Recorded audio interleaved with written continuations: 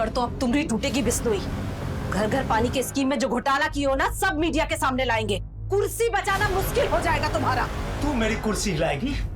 तू मेरी कुर्सी हिलाएगी? औकात देखिए मेरी। अरे सर, सर तुम्हारे जैसे कितने सरपंच मेरे नीचे हैं। अरे सर रहने दीजिए ना, माँ छोड़ो। औकात की बात कर रहे हैं नेताजी, ऑफर तो सुना दे हम इनको अपना। आप चाहते हैं कि हम अपना मुंह बंद रखें, बस आप हमारे गांव के स्कूल के लिए 20 लाख रुपया डोनेशन दे दीजिए, हम एकदम चुप हो जाएंगे। उन्हें लग रहा था विधायक जी डर जाएंगे, लेकिन उन्होंने तो माँ को मार के ही खामोश कर दिया। अच्छा, तो ये बात तुमने हमें पहले क्यों नहीं बताई? सर अगर हम आपको पहले बता देते तो वहाँ जो विधायक बिश्नोई जी बैठे हैं वो हमको उठा लेते घर से, और आप उनकी गिरबान तक नहीं पकड़ पाते। नो एविडेंस बोल के आप लोग पल्ला झाड़ लेते। सर हमें अपनी सिक्योरिटी भी देखनी, और साथ में अपनी फैमिली वालों की भी।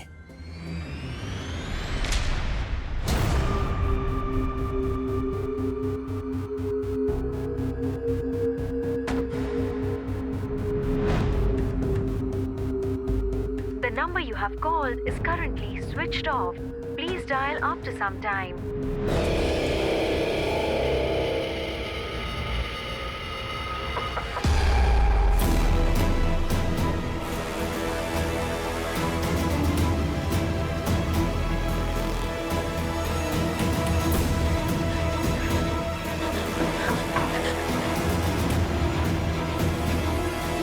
कौन है? Room service madam.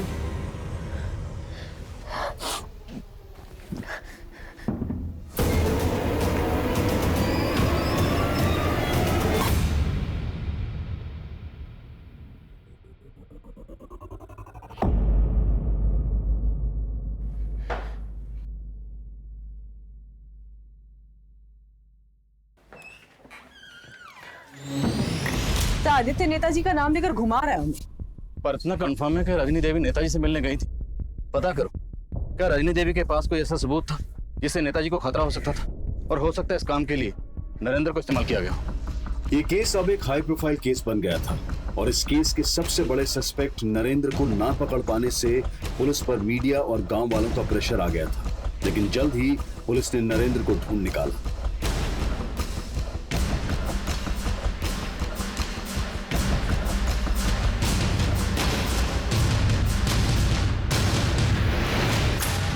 हम मानते हैं, हम अम्मा जी के फैसले से गुस्सा थे, लेकिन हमने कुछ नहीं किया। अच्छा, कुछ नहीं किया तो फिर हमें देख के भागा क्यों?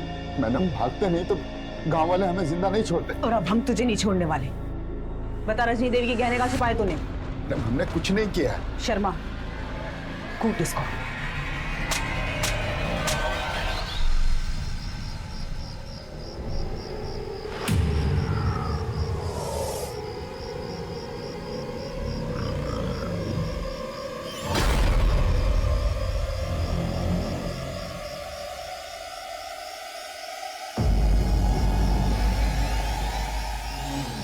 देखिए, हम कहते थे ना कि उनका किसी से चक्कर है। चलिए अंदर। दरवाजा खोलिए, दरवाजा खोलिए। क्या हुआ भाई साहब? कहा हुआ सीमा?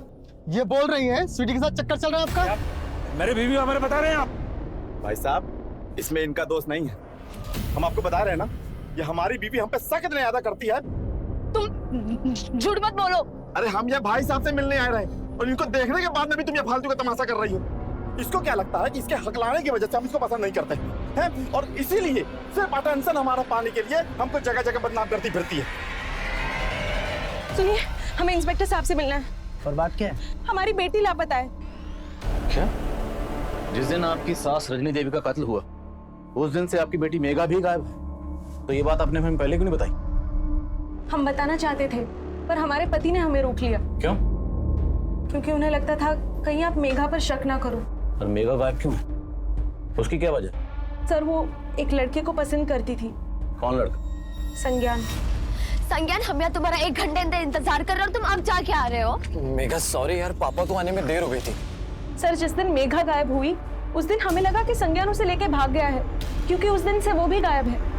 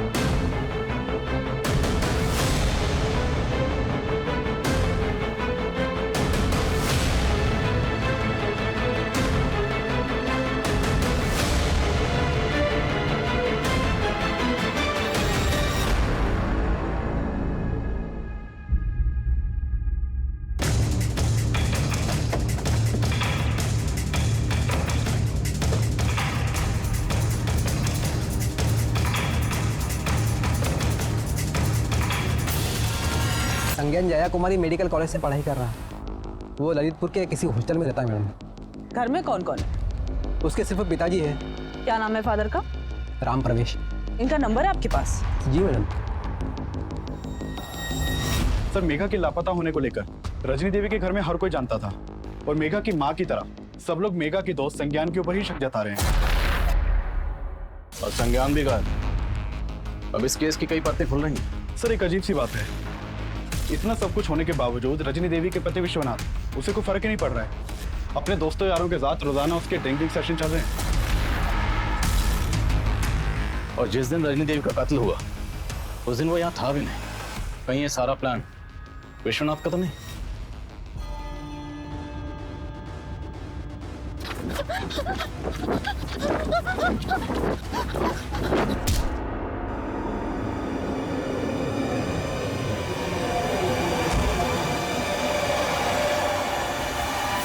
हमें फिक्र हमारी पोती की है सर, लेकिन ये रजनी, यही वजह है सबकी कि आज मेघा हमसे दूर है। आखिर क्या वजह जो आप अपनी मरी हुई बीवी को इतना कोस रहे हैं? उसे कोसने की हजारों वजह है हमारे पास। तब तो उसे मारने की भी कोई ना कोई वजह जरूर होगी आपके पास। हमें मालूम था आप हम पे शक करेंगे, लेकिन हमने कुछ नहीं किया ऐसा। अपनी बीवी को कोसने की वजह नहीं बताएंगे? उसे कोसने की सबसे बड़ी वजह थी वो शमशेर। शमशेर? हाँ, शमशेर। वो हमसे ज्यादा उसे पसंद करती थी। कहती थी कि हम उसकी नहीं, उसके बाप की पसंद थे। आप कहना चाहते हैं आपकी बीवी रजनी देवी का शमशेर के साथ? जो आंखों देखा है वही बता रहे सर। वो हमारे फार्म हाउस में उसके साथ बहुत ज्यादा वक्त गुजारती थी।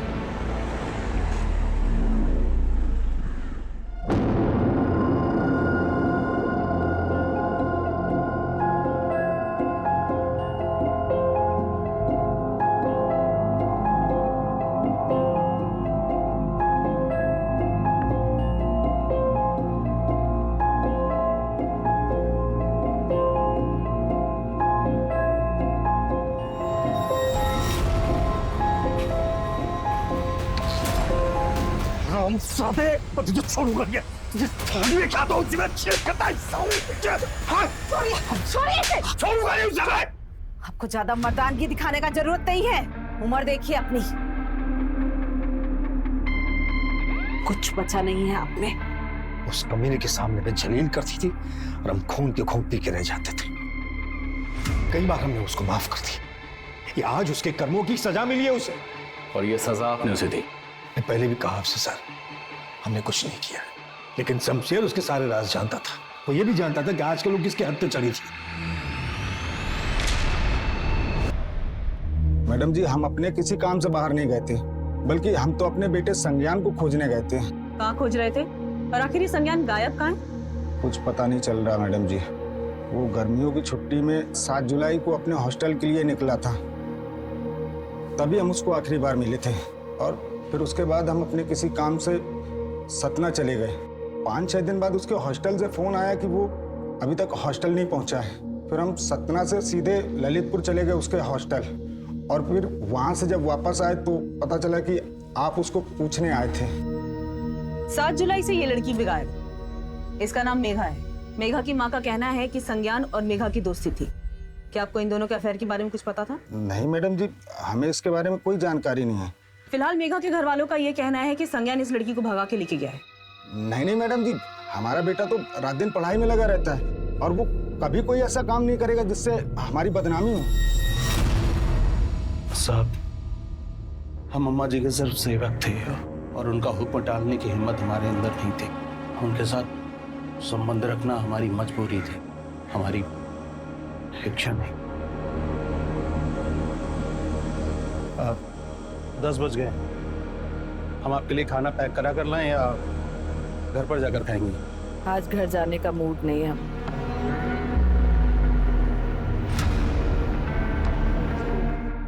तुम भी यही रुक जाओ।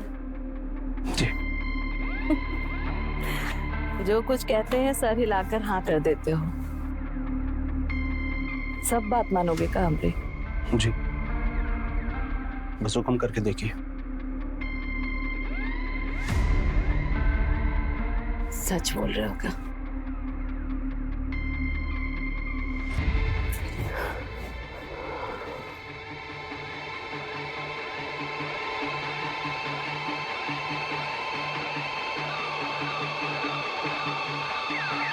उस दिन के बाद से हम उन्हें मना नहीं कर सके। तो ऐसा क्या हुआ था कि तूने रजनी देवी को मार ही दिया? नहीं सर, ऐसा हमने कुछ भी नहीं किया। अब झूठ बोलने का कोई फायदा नहीं। 7 जुलाई जिस शाम रजनी देवी का मर्डर हुआ, तूने अपने दोनों साथियों को, विक्रम और भवन को फोन किया था और तुम तीनों ने मिलकर रजनी देवी की पोती को उठाया। वो दोनों कबूल कर चुके। अब तेरी बारी। हमने जो कुछ किया वो अम्मा जी के कहने पे किया।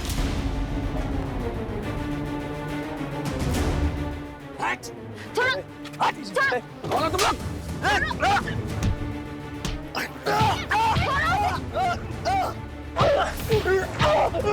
नहीं नहीं नहीं। उस दिन हमने जो कुछ किया वो अम्मा जी के कहने पे किया। अम्मा जी मेघा की शादी किसी मिनिस्टर के बेटे के साथ में करना चाहती थी। उन्हें पसंद नहीं था कि मेघा उस लड़के से मिले, इसलिए हम वहां से उसे अम्मा जी के पास ही ले गए।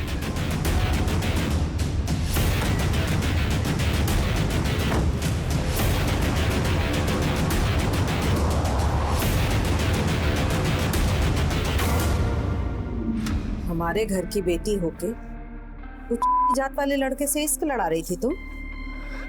दादी, हम संज्ञान से प्यार करते हैं। हम आपको उसके बारे में बताने ही वाले थे। हमने पहले ही पता कर लिया। भूल जाओ उस लड़के को। हमने तुम्हारी शादी एमपी साहब के बेटे से तय कर दी है। इससे तुम्हारी जिंदगी भी संवर जाएगी और हमरे कुल की भी। दादी, आप कुल और जात की बात कर रही है?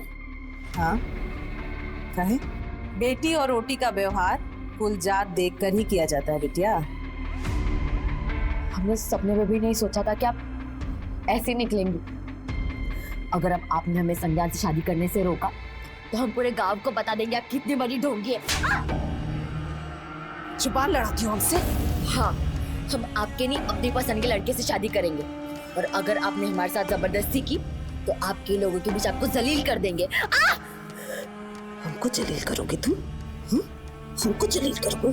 जलील करना किसे कहते हैं हम बताते हैं तुमको। ले जाओ इसे, इसका वो हाल करो कि अपनी शकल किसी को दिखा ना सके।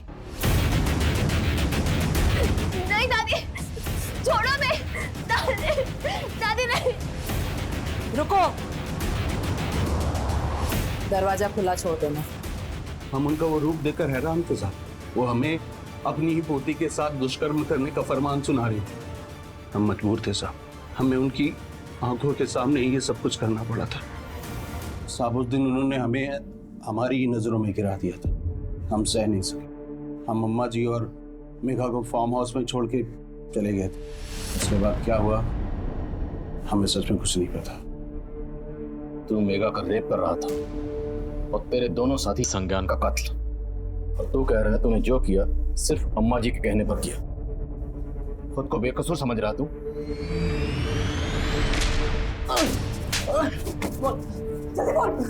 मैडम, हम उस लड़के की पिटाई जरूर की थी लेकिन हम जान से मारना नहीं चाहते थे। ए, रुक रुक, कहीं मर तो नहीं गया? हमको लगा खत्म हो गया मैडम, इसलिए उसकी बॉडी को ठिकाना लगा दिया। इससे ज्यादा कुछ नहीं किया। तूने जो किया उसे कम समझता है तू? शमशेर का बयान चौंकाने वाला था। भले ही रजनी और शमशेर के अनैतिक संबंध होंगे, लेकिन रजनी जैसी आदर्श महिला जिसे गांव का गौरव समझा जाता था, क्या उसी औरत ने अपनी पोती के रेप का फरमान सुनाया था? क्या उसने वाकई शमशेर को संज्ञान की हत्या का भी आदेश दिया था? इस पर विश्वास करना मुश्किल था, लेकिन शमशेर झूठ बोले, पुलिस को फिलहाल इसकी भी कोई वजह नजर नहीं आ रही थी।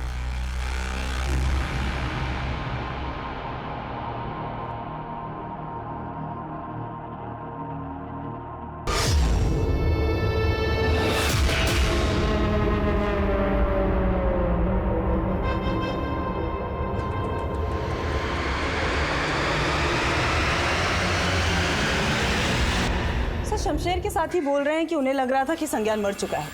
अगर ऐसा होता तो उसकी लाश मिलनी तो चाहिए थी। सब ये समझ में नहीं आ रहा है कि वो दोनों सच सच बोल रहे हैं कि कहानी अब भी कुछ और है।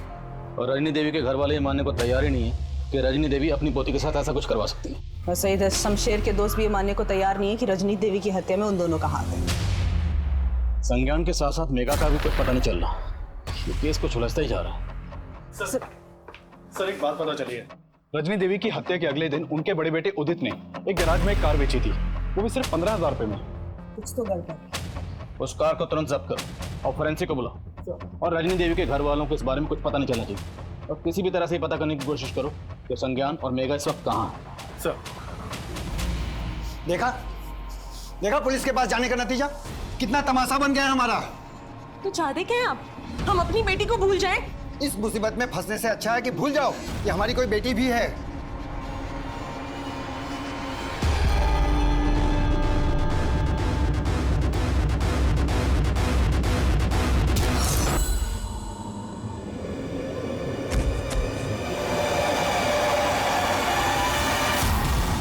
उस गाड़ी को जब्त किया गया तो फोरेंसिक को उसमें कई ऐसे खून के धब्बे मिले जिन्हें मिटा दिया गया था, और ये देखा जाने लगा वो खून रजनी से मैच करता था या नहीं। वहीं संज्ञान और मेघा की तलाश भी जारी थी, और जल्द ही पुलिस को मेघा की हत्या की जानकारी मिली।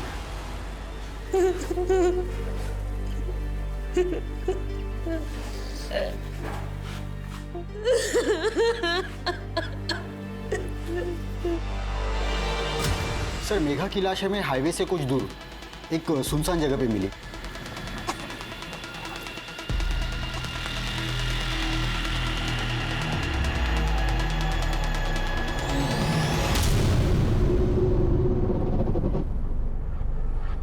बॉडी की कंडीशन बहुत ही खराब थी सर, बॉडी पे कोई कपड़ा भी नहीं था।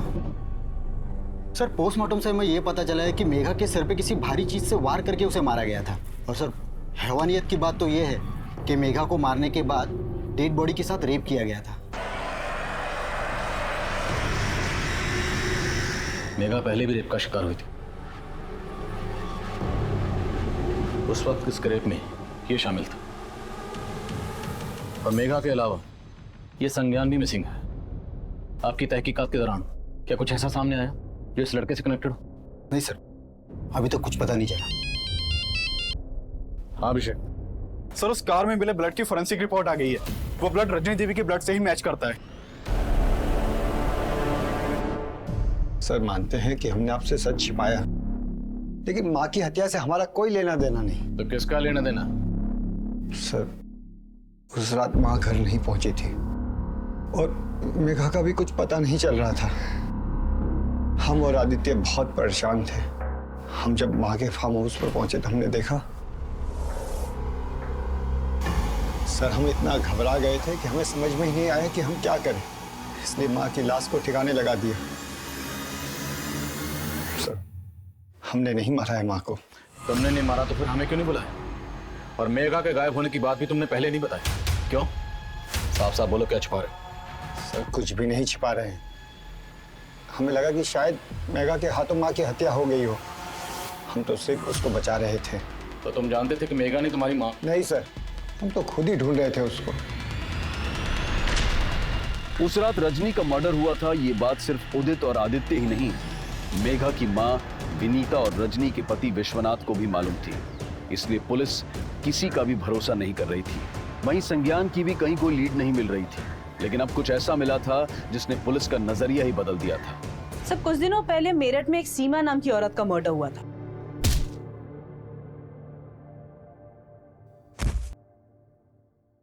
सीमा के मर्डर की मोडस ऑपरेंडी मेघा के मर्डर की मोडस ऑपरेंडी से मैच करती है।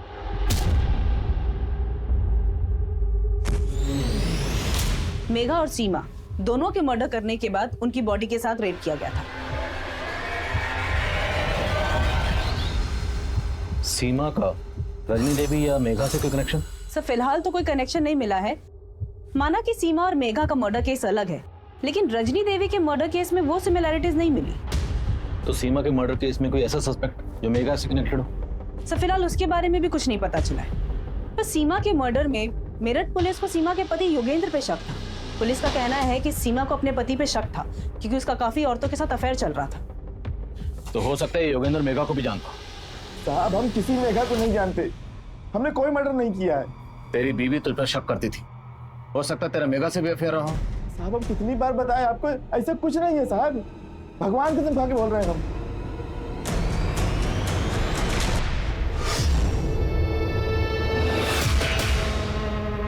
अरे बेटा आप यहाँ क्या कर रही हैं? जी हम पहचाने नहीं आपको। अरे हम आपके पापा के दोस्त हैं, संजीव।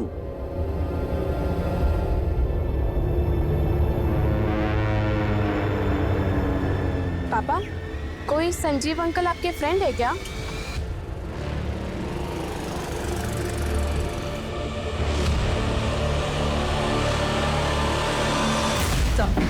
सर पिछले कुछ सालों के मैंने कई मर्डर केसेस स्टडी किए। इसमें मालूम चला कि सीमा और मेघा जैसी कई ऐसी लड़कियों के मर्डर केसेस सामने आए जिसमें डेड बॉडीज के साथ रेप किया गया था।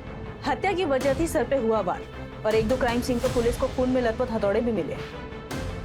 हथौड़े? यस। तो क्या ये किसी सीरियल मोलेस्टर का काम है जो एक ही पैटर्न से सारे मर्डर कर रहा है? लग तो ऐसा ही रहा है सर। इन सारे केसेस को अच्छी तरह स्टडी करो और देखो कि क्राइम सीन पर आसपास क्या क्या कॉमन है। कोई ना कोई लीड जरूर मिलेगी। Right sir. पुलिस इस केस में सीरियल मोलेस्टर की थ्योरी बना रही थी, लेकिन संज्ञान के गायब होने का राज इस केस को फिर से दूसरी दिशा में मोड़ रहा था। सर, ललितपुर से कुछ दूरी पर एक लॉज है, आरवी लॉज। इसी लॉज से 5 किलोमीटर की दूरी पर मेघा की लाश मिली थी। सर, खबरों से पता चला है कि पिछले कुछ दिनों से वहाँ पे एक लड़का छुपकर बैठा हुआ है। मुझे शक है कि वो संज्ञान है। फौरन एक टीम लेकर वहां पहुंचो।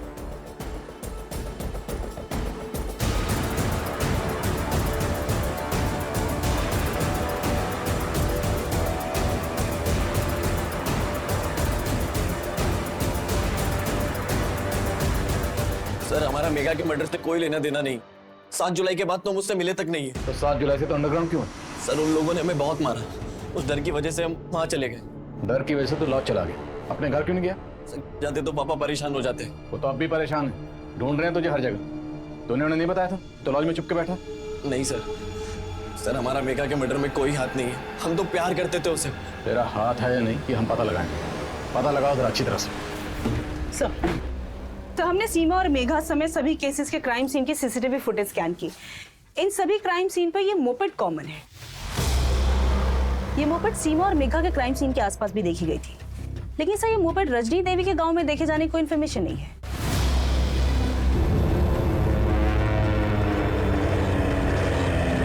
सुनिए,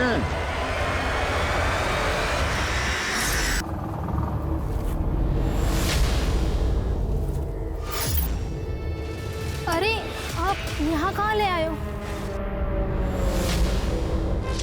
लगता है गाड़ी खराब हो गई।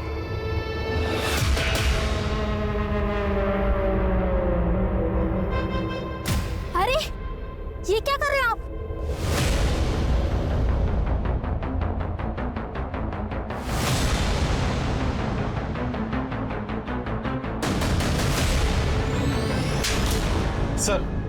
सर संज्ञान अब बोल रहा है कि उसके फादर जानते थे कि वो एक लॉज में छुपा हुआ था। हमें देर नहीं लगी तेरा पता करने में। तुझे फॉलो किया, तुझे रंगे हाथ पकड़ ली। सालों पहले तेरी बीवी का मर्डर हुआ था, मुझे पूरा यकीन है उसका मर्डर भी तूने किया होगा। सही कहा आपने। हमारा पहला शिकार हमारी पत्नी थी। वो हमारी गैर मौजूदगी में दूसरे मर्द के साथ सोती थी, और जब हम उसके पास जाते तो वो हमें जलील करती कि तुम हमें संतुष्ट नहीं कर पाते। एक दिन हमारा माथा सनक गया। हमने उसको हमेशा के लिए संतुष्ट कर दिया।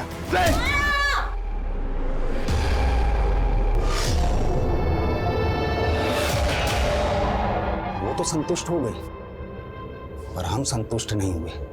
उसी वजह से हमें इन औरतों से नफरत हो गई। ऐसा करता क्या था? ये औरतें तेरी बात मानकर तेरे साथ चलने को तैयार हो जाती थी? हम बहुत स्मार्ट हैं साहब। हम उनके पास जाते और उन्हें जता देते थे कि वो हमें जानती हैं और हम उन्हें जानते हैं, और हथौड़ा मार देते। और मेघा, वो तो तेरे बेटे की गर्लफ्रेंड थी। उसी की वजह से उसकी दादी रजनी ने हमारे बेटे को अधमरा कर दिया था। तो रजनी देवी को भी तूने मारा था? तब वो हमारा स्टाइल नहीं है। वो तो मेघा ही उसको मार के भागी थी। उसका हमारे पास फोन आया।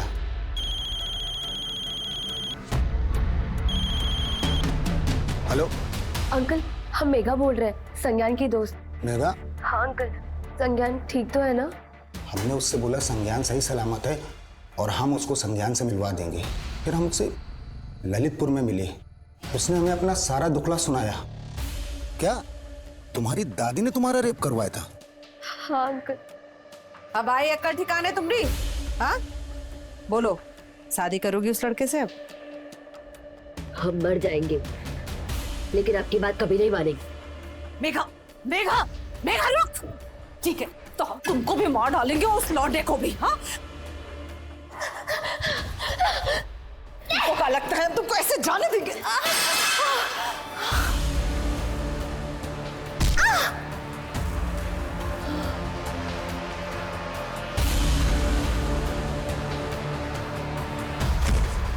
उसने बताया कि संज्ञान के साथ भाग करके जिंदगी गुजारने के लिए उसने अपने दादी के गहने चुरा के बेच दिए।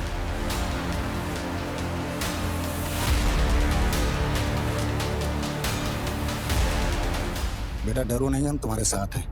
हमारे साथ बैठो, हम संज्ञान के पास तुम्हें ले चलते हैं। हैं? आओ।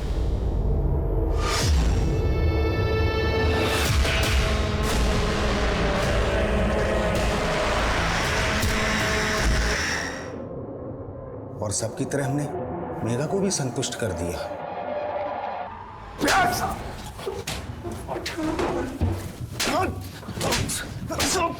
अब तुझे संतुष्ट हम करेंगे। करो जरा इसकी तसल्ली। राम प्रवेश पिछले 7 सालों में सीमा और मेघा समेत 25 से भी ज्यादा महिलाओं को अपना शिकार बना चुका था। लेकिन मेघा सिर्फ राम प्रवेश की ही नहीं बल्कि अपनी दादी रजनी और शमशेर की क्रूरता का भी शिकार थी। मेघा अपनी दादी रजनी को एक आदर्श नारी के रूप में देखती थी। रजनी के उदाहरण देकर वो लोगों को आगे बढ़ने की सीख देती थी। लेकिन वही रजनी उसकी सबसे बड़ी गुनहगार थी। इंसान अपनी अच्छी कथनी से महान दिख सकता है, लेकिन महान काम करने वाले लोग बोलने से ज्यादा करने में विश्वास रखते हैं और उनकी कथनी खुद दुनिया लिखती है। अब मैं अनूप सोनी आपसे विदा लेता हूं। फिर मुलाकात होगी क्राइम पेट्रोल सतर्क के ब्लैक हेडलाइंस अध्याय में एक और नए केस के साथ। और याद रखें, क्राइम और आपके बीच में सिर्फ इतना फर्क है कि आप कितने सतर्क हैं। सतर्क रहें, सुरक्षित रहें। जय हिंद।